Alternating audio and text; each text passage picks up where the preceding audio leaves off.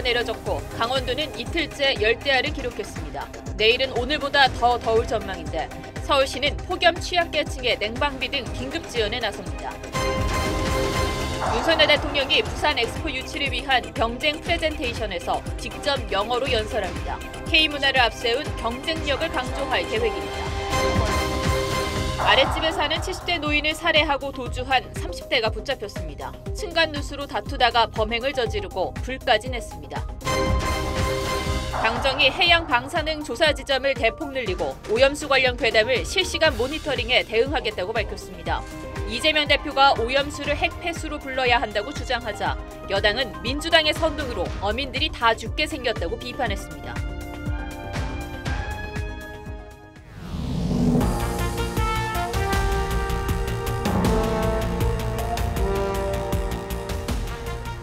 시청자 여러분 안녕하십니까? 뉴스7의 김명우입니다. 한여름 같은 오늘 하루였습니다. 6월치고는 무더운 날씨가 이어지고 있습니다.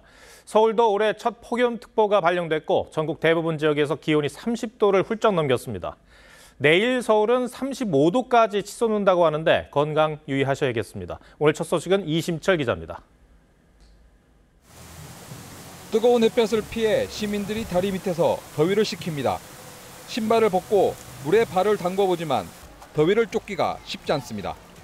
뜨겁게 달궈진 아스팔트 위로는 연신 아지랑이가 피어오릅니다. 나왔는데 폭염이란 문자가 와가지고 지금 걸어만 다녀도 땀이 너무 나가지고 어디라도 들어가서 쉬고 싶습니다. 오늘 서울과 경기 동부 등에 올해 첫 폭염주의보가 내려졌습니다. 호남과 대구 등 남부지방에도 이틀째 폭염주의보가 이어졌습니다. 경기 양평이 36.3도로 가장 높았고 서울 32.6도, 광주 33.5도 등 전국 대부분 지역이 30도를 넘었습니다.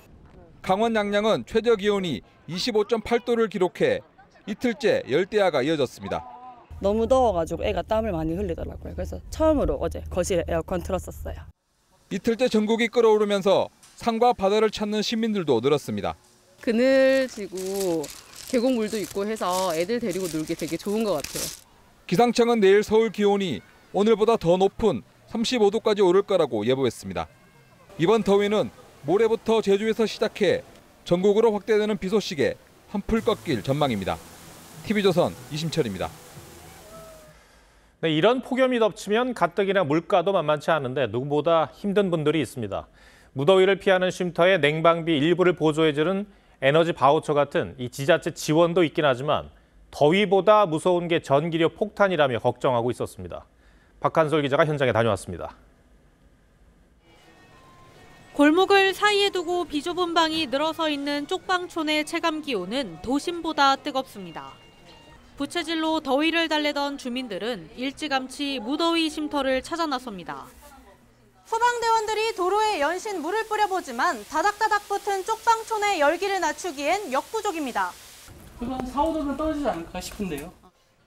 끄고 지냈던 냉방기를 잠시 틀어보지만 쪽방촌 열기에 더운 바람으로 느껴질 정도입니다. 내일 또 35도까지 올라간다는 뭐 에어컨이 있어도 더워요. 서울시는 지난해 쪽방촌 복도식 건물마다 냉방 설비를 지원했지만 7, 8월에만 전기요금 일부를 지원해주고 있어 이른 더위에 제대로 틀지는 못합니다. 전기세나 이런 거 요금이 나오는 달이 있어요. 그래가지고 그게 이렇게 정해져 있기 때문에. 서울시는 에너지 바우처 형식으로 1인 가구에 연간 27만 원을 지원하는 등 취약계층에 대한 지원을 확대할 방침입니다. TV조선 박한솔입니다. 이 날이 덥다 보니 피서지로 가는 분들도 많은데 계곡으로 물놀이를 갔다가 7살 여자아이가 숨지는 안타까운 사고가 있었습니다. 본격적인 피서철을 앞두고 있습니다. 안전사고 예방에 더욱 주의를 하셔야겠습니다. 김다로 기자가 보도합니다. 충남 서산의 한 계곡입니다. 어제 낮 4시 30분쯤 가족과 함께 물놀이를 온 7살 A양이 계곡에 빠졌습니다. 가족과 인근 상인들이 수색에 나섰지만 물속 시야가 흐려 A양을 찾는 데 어려움을 겪었습니다. 이게 너무 안 보이는 거야. 수돗물 때문에 여기에 뛰어 들어갔겠냐 지금. 없는 거요. 물 뺐어. 뺐더니 물기가 있더라고. A양은 의식을 잃은 채 발견됐고 병원으로 옮겨졌지만 끝내 숨졌습니다. 이곳의 수심은 제 무릎 정도지만 사고 지점은 1.5m로 급격히 깊어집니다. 계곡의 물 깊이가 갑자기 변하며 사고를 당한 것으로 추정됩니다. 물 깊이가 평평하지 않은 지역이 있을 수 있거든요. 갑자기 깊은 곳 사전에 수심이라든가 이런 거에 대해서 확인을 하고 순환 사고가 발생하면 주위에 도움을 구한 뒤 119에 즉시 신고해야 합니다. 또 로프를 이용하거나 튜브 등 안전장비 착용 후 구조활동을 벌여야 2차 사고를 막을 수 있습니다. 어제 낮 3시쯤엔 서울에서 강원의 한 사찰로 가던 50대 B씨 등 29명이 식중독 증세를 보였습니다. 이들은 전세버스에서 미리 준비해둔 김밥을 먹은 뒤 증세를 보인 것으로 확인됐는데 날씨가 더워진 만큼 음식물 섭취에도 주의해야 합니다. TV조선 김다로입니다. 이르면 올 여름부터 후쿠시마 원전 오염수를 방류하겠다는 게 일본 정부의 방침입니다.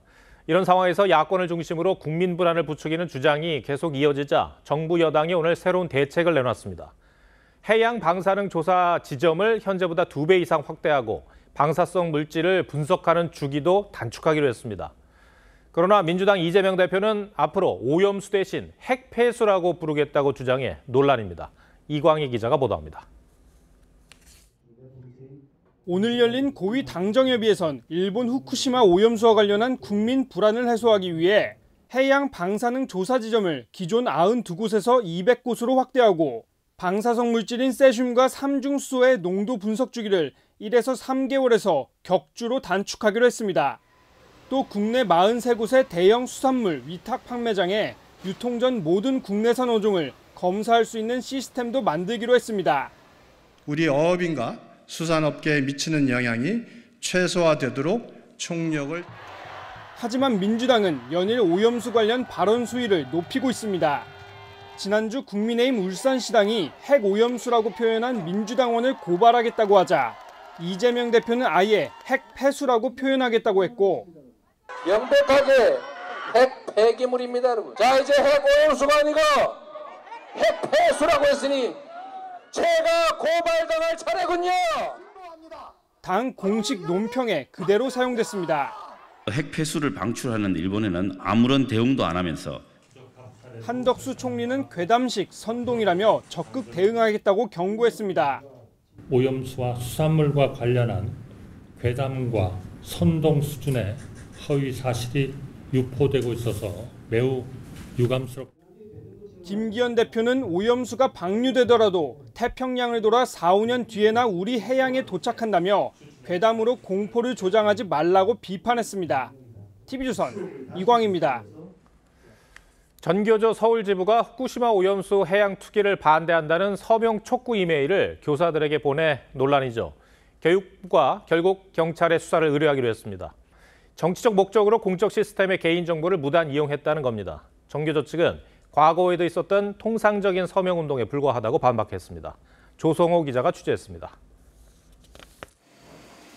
지난 13일 전교조 서울지부는 서울시 교육청 소속 교사들에게 한 통의 이메일을 보냈습니다. 후쿠시마 방사성 오염수 해양 투기를 막기 위한 서명 참여를 부탁한다며 서명을 추진하는 단체 이름과 서명 페이지 주소가 담겼습니다. 해당 단체는 이메일 발송 전날 서울 여의도에서 후쿠시마 오염수 반대 집회를 열었던 단체였습니다. 오염수 해양 투기 즉각 처리하라! 처리하라! 교육부는 전교조 서울지부가 통합교육행정관리 시스템을 통해 개인정보인 이메일 주소를 무단 확보한 것으로 간주해 전교조 관계자를 경찰에 수사 의뢰하기로 했습니다. 이메일을 받은 교사는 서울시 교육청 소속 7만여 명으로 교육부는 전교조 조합원 외에 불특정 다수에게 메일을 보낸 행위를 개인정보보호법 위반으로 간주한 겁니다.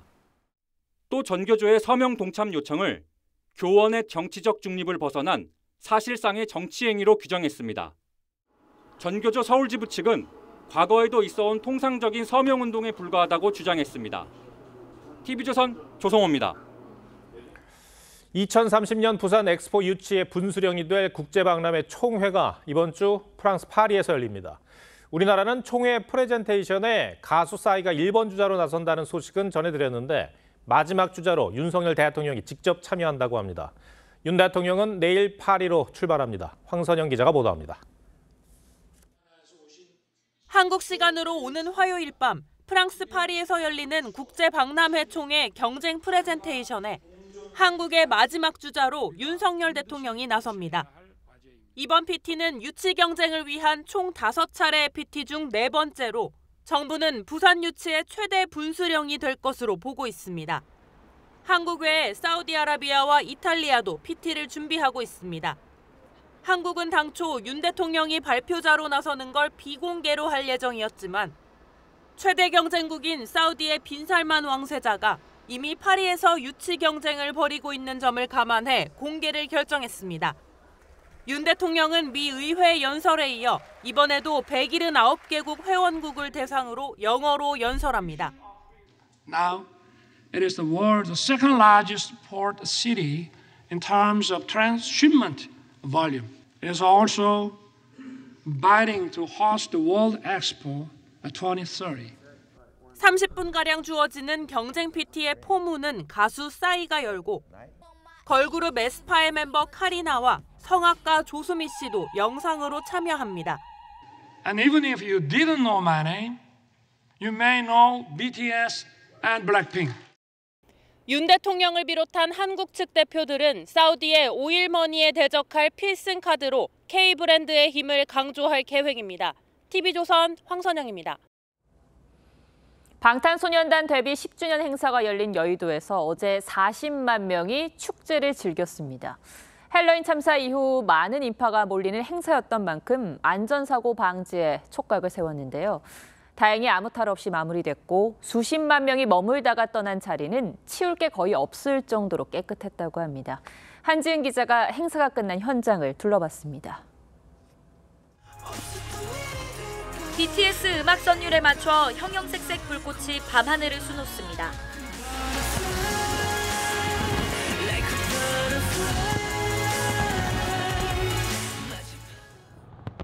전 세계에서 모여든 BTS 팬클럽 아미들은 한 장면이라도 놓칠세라 휴대전화 셔터를 끊임없이 누릅니다.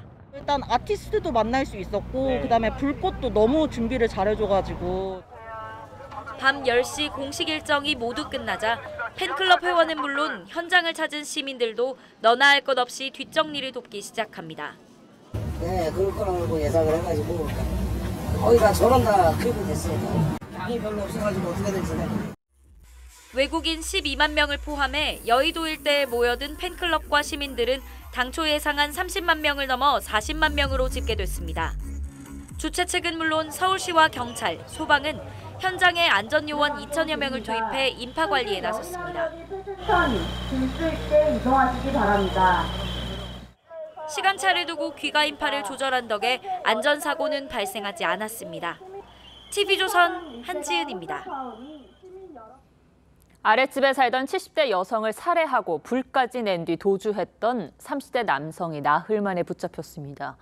이 남성은 층간 누수 문제로 다투다가 범행을 저질렀다고 진술했습니다. 김창석 기자입니다. 소방차에 이어 구급차가 출동합니다. 서울 양천구 한 다세대 주택에서 연기가 난다는 화재 신고가 접수된 건 지난 14일 밤 9시 43분쯤. 불은 20분 만에 꺼졌지만 현장에선 70대 여성이 숨진 채 발견됐습니다. 일어나고는 막 창문이 이렇게 내려다니고 사람이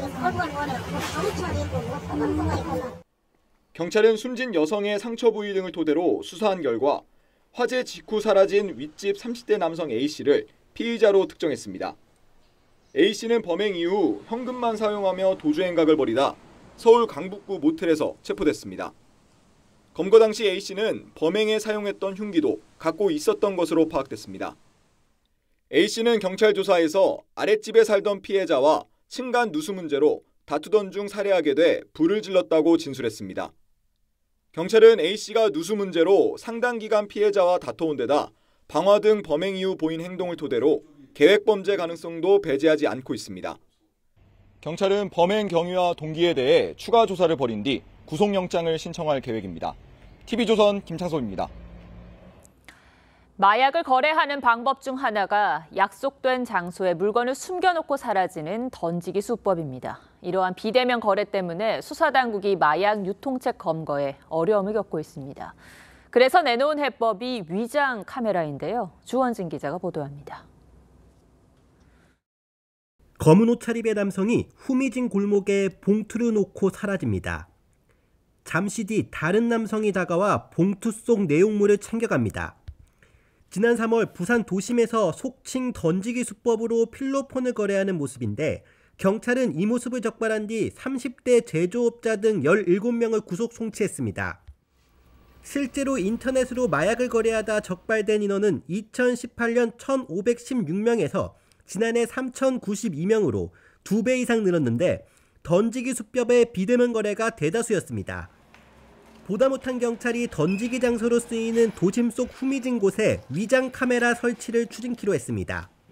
경찰은 이렇게 소화전 주변이나 배전함 등 마약 유통책의 비대면 거래 장소에 위장 카메라를 설치하면 범죄 예방과 단속 효과가 있을 것으로 기대합니다. 경찰은 실시간 감시 효과와 증거 확보가 용이해지기를 기대하고 있습니다. 마약 범죄자의 정체성을 숨긴 상태에서 범행에 착수를 하기 때문에 정확한 증거를 확보함에 좋은 결과가 있지 않을까 생각합니다. 경찰은 마약 수사용 현장 장비 보급을 위해 예산 11억 원 편성 방안을 협의 중인 것으로 파악됐습니다. TV조선 주원진입니다.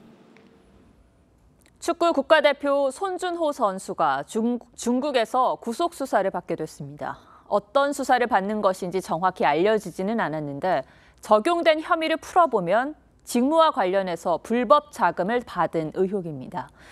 대표팀도 난감한 상황이고 본인으로서도 선수 생활 중대 기로에 놓였습니다. 김광 기자입니다. 지난달 12일 중국 상하이 공항에서 연행됐던 축구 국가대표팀 미드필더 손준호에 대한 형사 구류 기간은 최대 37일로 만료일이 어제였습니다.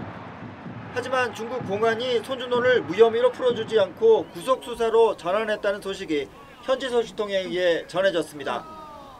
사법 처리 수순에 들어간 것으로 보입니다. 비국가공작원 수뢰죄로 직무와 관련해 불법으로 금품을 받았다는 겁니다. 현재 손준호가 속한 산둥구단의 감독과 선수들이 승부조작 등의 혐의로 당국의 조사를 받고 있는 것과 관련됐습니다. 이번 사건의 주요 인물로 거론되던 손준호의 에이전트도 손준호와 같은 혐의로 지난 6일 체포돼 구치소에 수감됐다는 소식이 알려졌습니다. Almost important to show Juno's support. That he feels that we are right there. 지난 16일과 오는 20일 두 차례 평가전을 위해 소집된 축구 대표팀이 손준호를 대표팀 명단에 포함시키는 등 지지를 보내고 있지만 상황은 녹록지 않습니다. 대한축구협회도 협회 직원과 변호사를 중국에 파견했지만 지난 5일 소득 없이 귀국한 바 있습니다. 현지 형사소송법에 따르면 구속 시점부터 보강 수사를 거쳐 기소까지 2개월 이상이 걸리는 등 상당한 시간 소요가 예상됩니다. TV조선 김관입니다. 초중등 교육을 위해 마련된 지방교육재정 교부금 문제를 TV조선이 지난 한 주간 집중 보도했습니다. 교부금은 남아서 방만하게 쓰고 있는데 지방대학은 재정난에 허덕이고 있습니다. 이 심각한 불균형의 원인을 찬찬히 살펴보고 대안도 다시 짚어보겠습니다. 사회정책부 박재훈 기자와 따져보겠습니다. 자, 박 기자, 교부금은 정확히 얼마나 쌓여 있습니까? 먼저 전국 17개 시도교육청이 다 쓰지 못하고 쌓아두고 있는 기금 규모부터 설명드리겠습니다. 3년 전 약 2조 9천억 원에서 재작년 5조 4천억 원, 그리고 지난해 말 기준 21조 3,800억 원이 넘었습니다. 올해는 본 예산대로라면 26조 원을 넘어설 전망입니다. 아니, 시도교육청들이 예산을 안 쓴 것도 아닐 텐데 줄어들지도 않고 오히려 이렇게 쌓이는 이유는 뭡니까? 네, 교부금이 내국세와 연동돼 있기 때문입니다. 현재는 내국세의 20.79%인데요. 매년 거치는 세수가 늘어나면서 교부금 규모가 더 커지는 겁니다. 네. 반면 지출할 곳은 줄어들고 있는 실정인데요. 특히 초중고생 규모가 작년 538만 9천 명에서 오는 2035년엔 322만 4천 명까지 줄어들 것으로 전망되고 있습니다. 반대로 교부금은 작년 81조 원에서 2035년엔 100조 원을 넘어설 전망이라 쌓이는 예산은 더욱 늘어날 것으로 보입니다. 이렇게 돈이 넘쳐나는 상황과 또 열악한 지방대학의 모습이 너무 대비가 되는데요. 아직도 재래식 화장실을 쓰고 또 에어컨이 잘 안 되는 환경도 있다면서요. 이런 대학에 이 교부금을 쓰면 안 됩니까?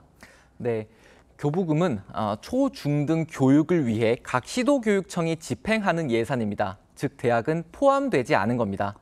교부금은 내국세와 교육세로 마련되는데 교육세 중 일부가 유아교육과 대학의 특별회계로 빠집니다. 네. 때문에 교육청은 대학의 예산을 더 지원할 수 없다는 입장인 거죠.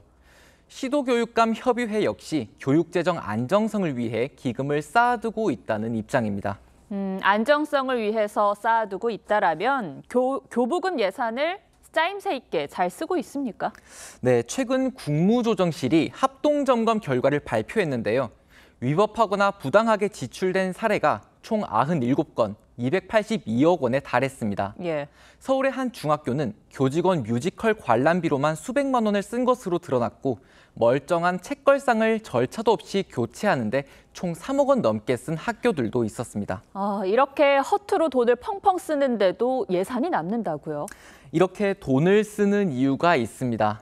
예산을 많이 써야 이후에 예산을 더 받는 구조로 돼 있기 때문인데요. 예. 교육 교부금 시행령에 따르면 각 교육청은 장관이 정한 수치 이상의 예산을 쓰도록 권장됩니다. 만일 남는 예산이 전체의 4% 미만이면 2년 뒤 인센티브를 받습니다. 반대로 4% 넘게 돈을 못 쓰게 되면 페널티를 받게 됩니다. 예산이 꺾이는 건데 때문에 어떻게든 돈을 쓰려고 혈안이 되는 겁니다.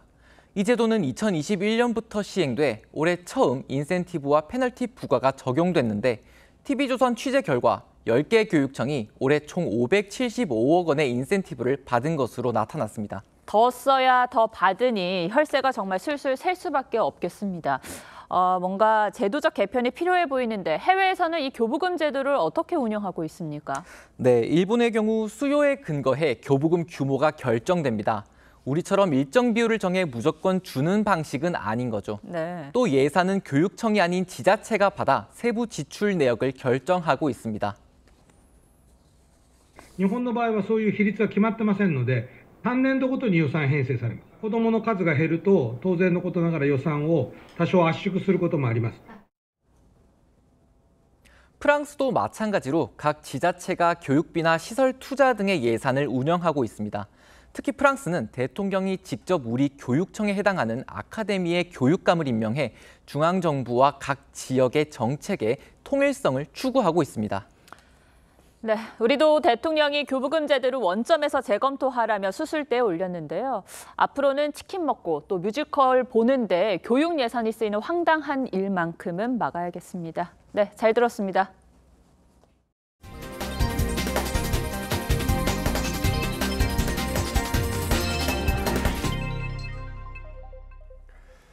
미국과 중국 두 강대국이 사사건건 마찰을 빚고 있는 상황에서 미국의 외교사령탑인 토니 블링컨 미 국무장관이 중국 땅을 밟았습니다. 5년 만입니다. 지난 2월 정찰 풍선 논란으로 연기됐던 고위급 대화가 재개된 건데 이번 방중이 두 나라의 긴장 상황을 완화하는 계기가 될지 주목됩니다. 황정민 기자입니다. 같은 색 넥타이를 맨 블링컨 미 국무장관과 친강 중국 외교부장이 담소를 나누며 회담장에 입장합니다. 블링컨의 이번 방중은 바이든 정부 출범 이후 처음이자 현직 미 외교수장으로선 5년 만입니다. 최근 미중 양국은 대만 해협과 남중국 해에서의 군사 갈등 문제부터 정찰 풍선, 우크라이나 전쟁, 펜타닐 유통 등 전방위적으로 긴장감을 키워왔습니다. 이 때문에 블링컨은 이틀 동안 갈등이 무력 충돌로 이어지지 않도록 대화 채널을 복원하는 데 주력할 것으로 보입니다. I'm hoping that over the next several months I'll be meeting with Xi again and talking about legitimate differences we have. 블링컨이 내일 왕이 공산당 중앙정치국 위원회에 이어 시진핑 국가주석을 직접 만날 가능성도 있는데 미중 고위급 대화가 잇따라 열릴 수 있다는 관측이 나옵니다.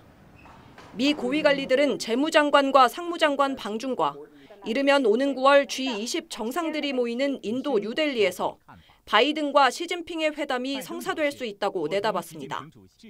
다만 블링컨이 중국과의 양보할 수 없는 입장차만 확인한 채 사실상 빈손으로 귀국할 거란 비관적 관측도 나오고 있습니다. TV조선 황정민입니다. 보트피플, 이 선박을 이용해 바닷길로 탈출하는 난민들을 뜻합니다. 조금이라도 나은 삶을 찾아 지중해를 거쳐 유럽으로 향하는 보트피플이 6년 만에 가장 많은 것으로 집계됐습니다.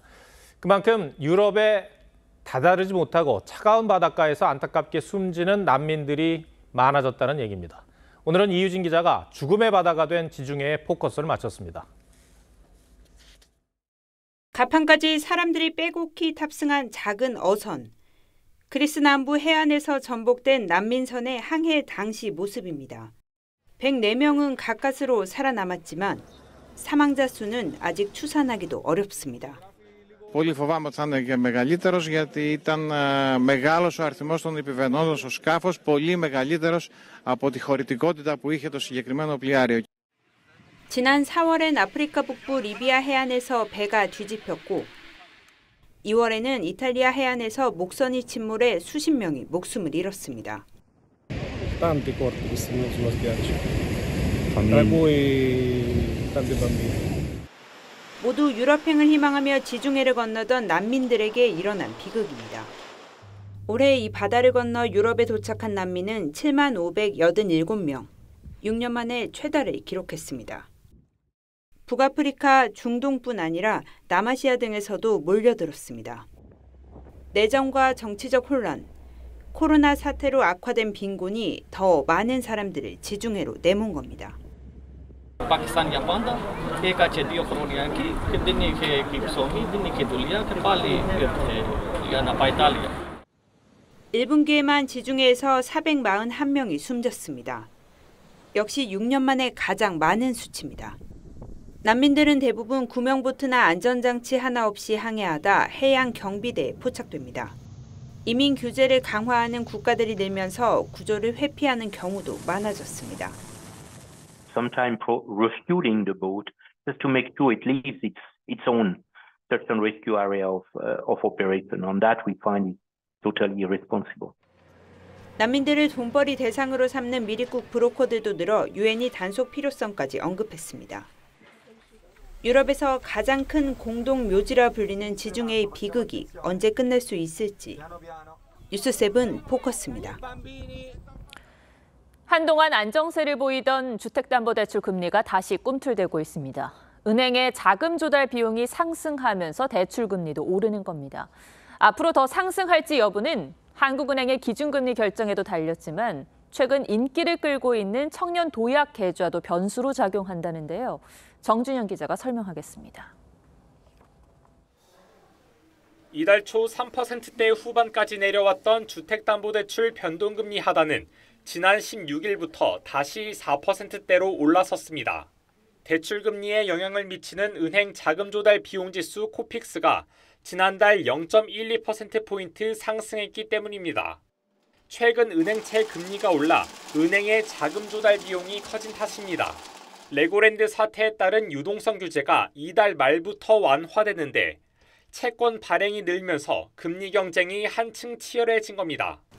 다음 달 한국은행의 기준금리 인상 여부에 따라 대출금리는 다시 한번 출렁일 수 있습니다. 한미 기준금리 격차가 현재 최고 수준으로 벌어진 만큼 기준금리를 올릴 수밖에 없다는 분석입니다.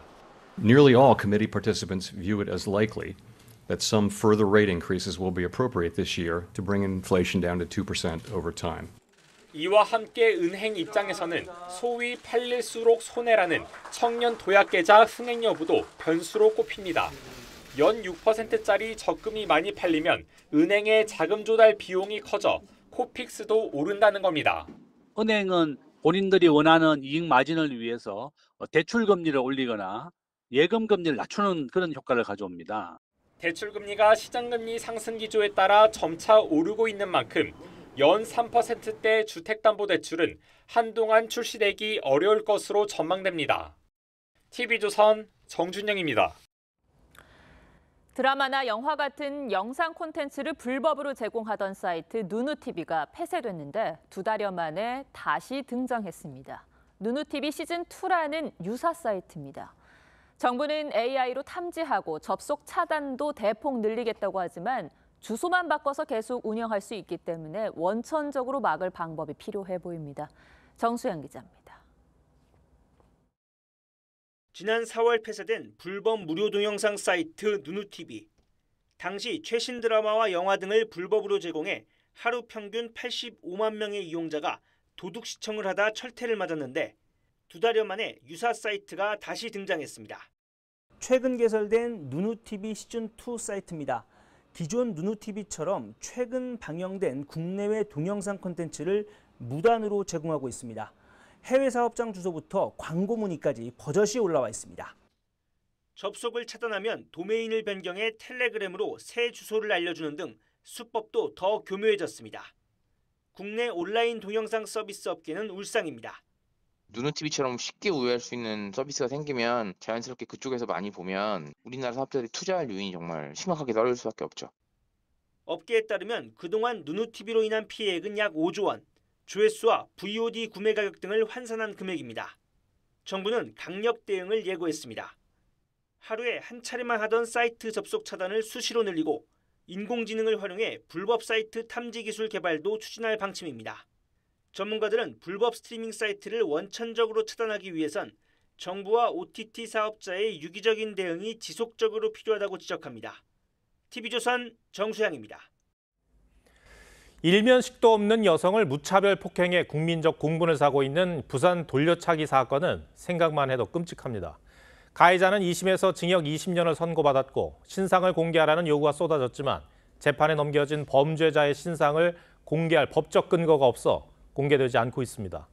당정은 특별법을 새롭게 만들어 이 같은 범죄자들을 공개하는 방안을 추진하고 있습니다. 최민식 기자 리포트 전해드리고 뉴스야 이어가겠습니다. 한 남성이 건물 복도를 걷는 여성의 머리를 걷어차더니 쓰러진 여성을 어깨에 메고 걸어 나갑니다.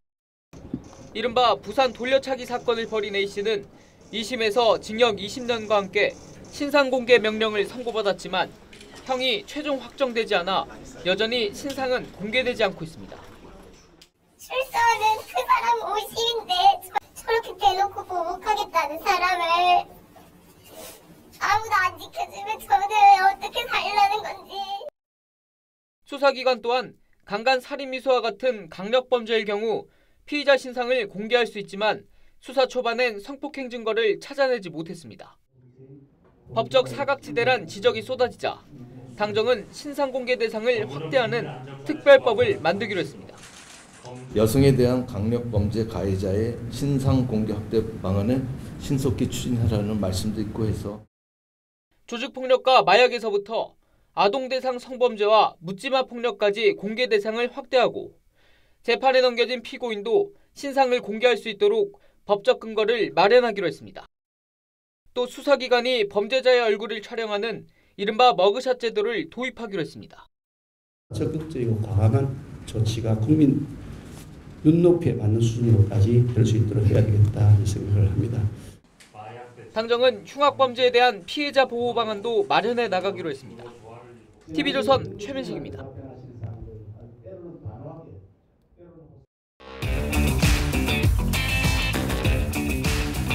뉴스야 시작합니다. 정치부 한소은 기자 나와 있습니다. 첫 번째 물음표 볼까요?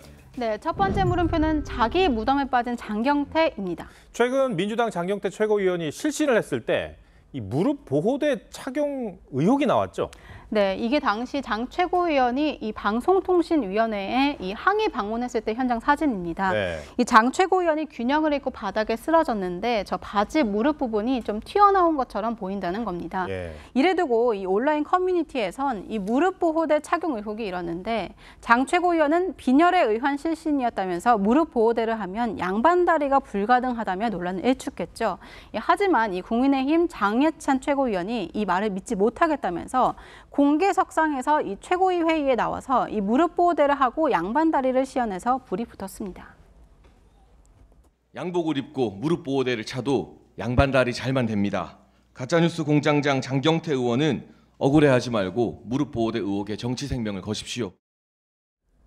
이 장경태 최고위원이 오늘 허위 주장이라면서 법적 책임을 묻겠다고 했는데 논란이 더 커지는 분위기예요.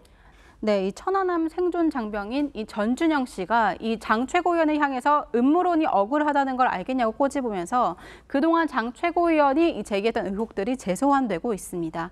얼마 전엔 이 민주당 혁신위원장으로 내정됐다가 천안함 자폭설로 논란이 돼 자진 사퇴한 이래경 명예이사장을 두둔하기도 했습니다. 그래서 어떤 비리를 저지르거나 잘못된 의견을 제시한 건 아니지 않습니까? 뭐 개인의 의견이라고 저는 생각합니다. 이 장경태 최고위원이 유독 공개석상에서 음모론을 자주 제기했던 것으로 기억을 합니다. 예, 맞습니다. 이 장 최고위원은 김건희 여사가 이 캄보디아 순방 중에 이 심장병 어린이와 함께 찍은 사진에 이 조명을 연출했다면서 빈곤 포르노라고 주장했다가 대통령실로부터 허위사실 유포로 고발당했고요. 이 미국을 국빈 방문한 윤석열 대통령이 환영 나온 화동의 볼에 입을 맞춘 것을 두고도 성적 학대다 이렇게 주장을 했지만 부시 전 미국 대통령은 물론이고 노무현, 문재인 전 대통령 등 역대 대통령들도 이 화동에 입맞춤을 한 사진들이 나오면서 역풍을 맞기도 했습니다. 최소 2개, 3개 조명까지 설치해서 사실상 현장 스튜디오를 차려놓고 찍은 컨셉 사진으로 분석합니다. 미국에서는 아이가 동의를 하지 않는 경우에 아이의 입술이나 신체의 다른 부분에 키스하는 것은 성적 학대 행위로 간주되고 있습니다. 그런데 이런 장경태 의원의 주장에 대해서 지도부는 말리는 것 같지는 않고요. 오히려 이렇게 동조하는 거 아닌가 싶어요. 예, 이재명 대표는 장 최고위원이 거론한 의혹들에 오히려 동의하는 모습을 여러 차례 보였고요. 여당의 비판에는 직접 나서서 반박하기도 했습니다. 네. 상식적으로 판단해도 조명을 사용한 게 맞는 것 같습니다. 저도 보니까 조명 같은데 저도 고발하시기 바랍니다. 최소한의 인간적 도의를 갖췄느냐라는 생각이 들었습니다. 정말로 폐륜적 행위라고 하지 않을 수가 없습니다. 네, 첫 번째 물음표 정해볼까요? 네, 첫 번째 물음표 자기 무덤에 빠진 장경태의 느낌표는 음모론은 퇴출 이렇게 네. 뽑아봤습니다. 이 지난 1년간 정치권은 가짜뉴스 제조기라고 해도 이 과언이 아닐 정도로 아니면 말고식의 가짜뉴스가 국민들의 마음을 들었다 놨다 했습니다. 이 정치권의 역할은 이 이해관계가 다른 이들을 조정하고 사회 질서를 바로잡는 것이어야 하겠죠. 정치권의 음모론은 국민을 분열시키고 사회를 보다 큰 혼란과 갈등에 빠뜨린다는 걸 잊지 말아야 하겠습니다. 네, 알겠습니다. 두 번째 물음표는 뭡니까? 네, 두 번째 물음표는 황보승이 실패한 이슈 전환입니다. 어제 이 자리에서요. 황보승희 의원 내연남의 공천로비 의혹을 전해드렸는데 이 황보 의원이 시선을 돌리려고 했었나 보죠? 이 황보 의원이요. 최근 국민의힘 의원 전체 단톡방에 올린 내용을 저희가 취재를 했는데요. 이 사흘 전에 자신의 SNS에는 이 관련 의혹들이 모두 전 남편의 일방적 주장이다 이렇게 주장을 하고 전 남편으로부터 가정폭력을 당한 사진을 공개한 바 있습니다. 이 의원 단톡방에 올린 글에는 해당 내용과 함께요. 주말 동안 자신의 거취도 고민하겠다 이렇게 먼저 밝혔습니다. 그러니까 가정폭력 문제로 부각시키려고 했다는 그런 얘기죠? 네, 이 전 남편의 폭력으로 이 신체 멍든 사진까지 공개하면서 이 가정폭력 문제를 부각시키려 한 거 아니냐 이런 말이 당내에서 나왔는데요. 하지만 여러 의혹이 불거지면서 이 당 지도부의 기류는 더 강경해졌다고 합니다. 당 지도부의 한 의원은 가정폭력으로 이슈 전환을 해보려고 한 것 같은데 당내 분위기가 너무 냉담하다고 전했고 이 자진 탈당 외에는 길이 없을 것 같다고 말을 했습니다. 또 다른 의원도 이슈 자체가 부끄럽다면서 당 명예를 생각해서라도 자진 탈당해야 한다 이렇게 말을 했습니다. 근데 이런 인식은 아무래도 황보 의원의 이 내연남이 내년 총선을 생각하고 있기 때문으로 보여져요. 예, 그런 말이 나오는 게 이 부산 지역 정가에서는 내연남 A씨가 지역구 건물에 자신의 얼굴 사진이 크게 담긴 대형 현수막을 걸기도 했을 만큼 내년 총선 준비에 한창인 걸로 알려졌습니다. 여기에 황보 의원이 내연남 공천까지 신경 쓴다 이런 말이 당내에서 나올 정도였고 이 공천에 영향력이 있는 인사들과 친분을 맺은 사실까지 알려지면서 이 공천 로비 의혹까지 이게 번지는 분위기입니다. 예. 실제 영향력 있는 인사들과도 친분을 맺었습니까?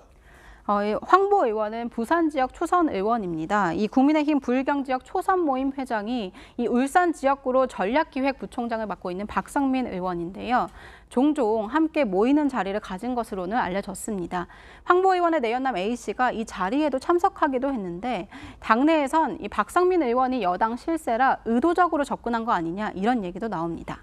이 지역에서 정치를 시작한 박 의원은 이 윤 대통령이 대구 고검에 좌천됐을 때부터 술 친구로 지낸 인연이 있고 이 현재도 자주 소통하는 것으로 알려져 여권 실세 중에 한 명으로 불립니다. 이에 대해 박 의원은 지역 모임에서 본 것 외에 따로 가까운 사이는 아니라고 입장을 알렸습니다. 네. 두 번째 물음표도 정해볼까요?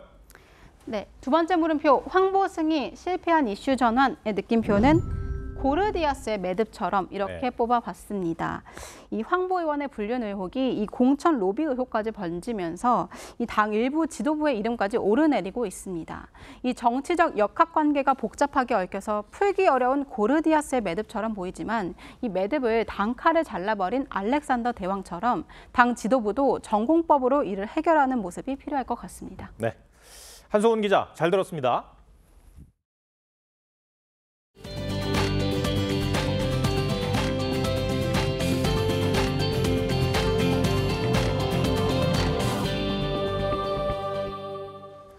일상 속 평범한 소재를 해체하거나 재구성해서 컴퓨터 그래픽으로 만든 듯한 이미지를 연출하는 일본 작가 요시다 유니의 작품이 국내에 들어왔습니다.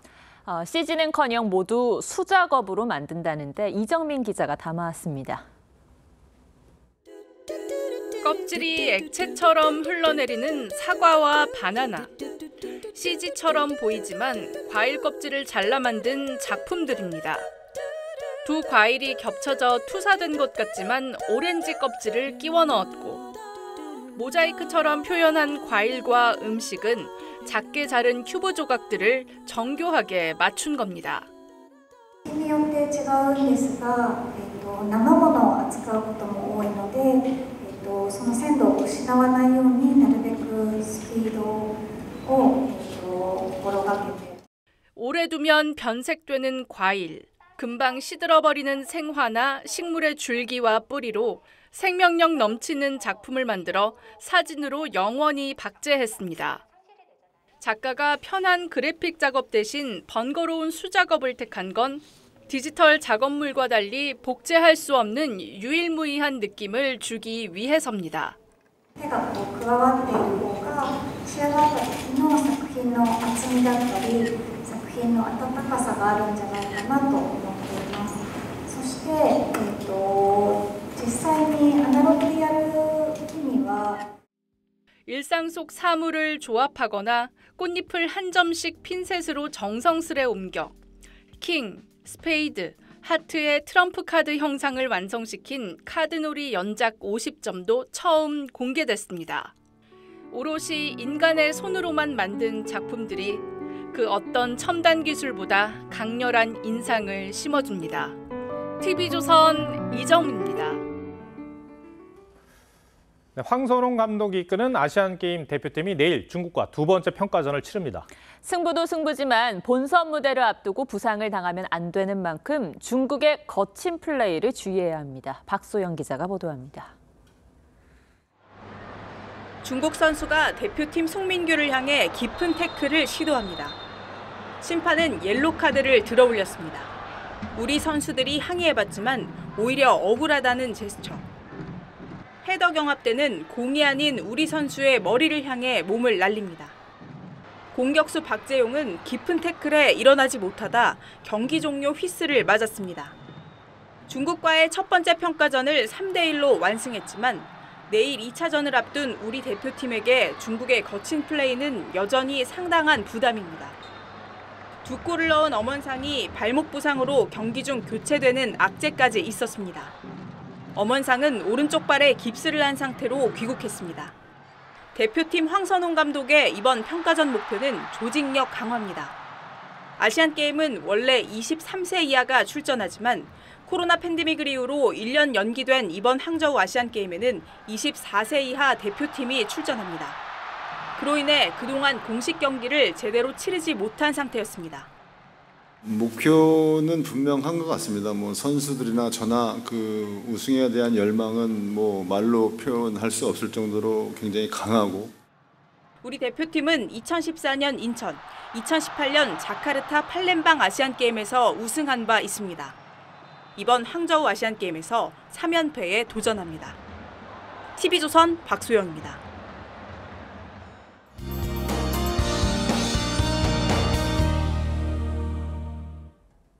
내일은 올 들어 가장 더운 날씨가 전망됩니다. 서쪽은 폭염특보 속 더위가 절정에 달하겠는데요. 내일 서울의 낮 최고 기온 35도까지 치솟으며 광주와 더불어 전국에서 가장 높을 것으로 예상됩니다.